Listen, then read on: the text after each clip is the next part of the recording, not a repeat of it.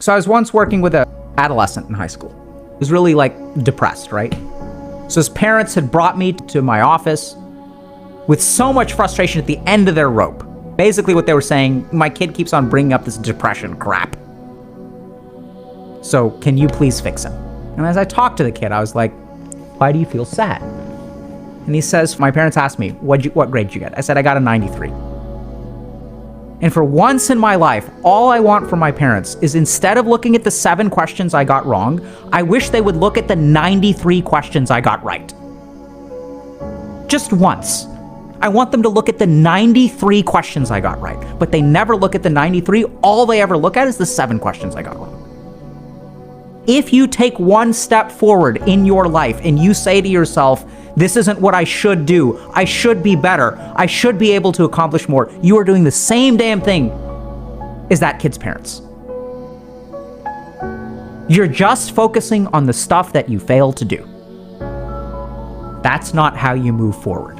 And this is what we mean in like the yogic tradition. We say, live in the present. Like, what does that mean?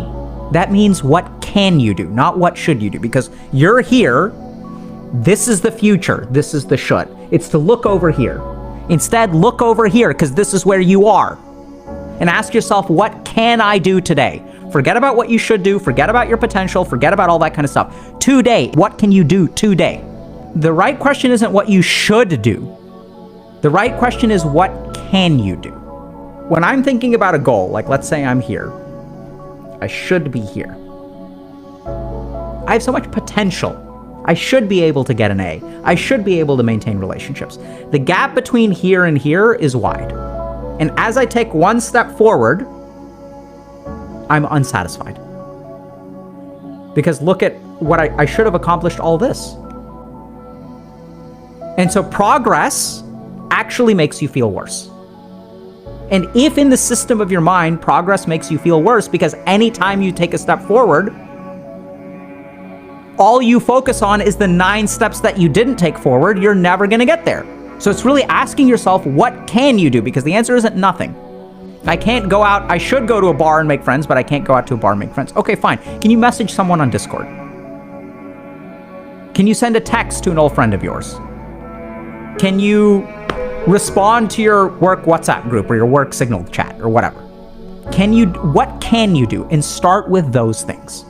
Something magical will happen when you forget about the should and you forget about the future and you focus on what you can do. Your goal is to do something, whatever. And then as you really start with what you can do, not what you should do, you focus on that thing. And as you do that, at the end of the day, you will have a success behind you instead of a failure, even though the action is the same. Right? Because I can send a message to a friend of mine and say, hey, what's up? You want to catch up sometime? But if my goal is to make 1,000 friends, I'm going to look at that and be like, this pathetic loser, all he can do is message someone online. And then the same action can be progress or success, or it can be a sign of your overwhelming hopelessness as a human being. And so start with that thing.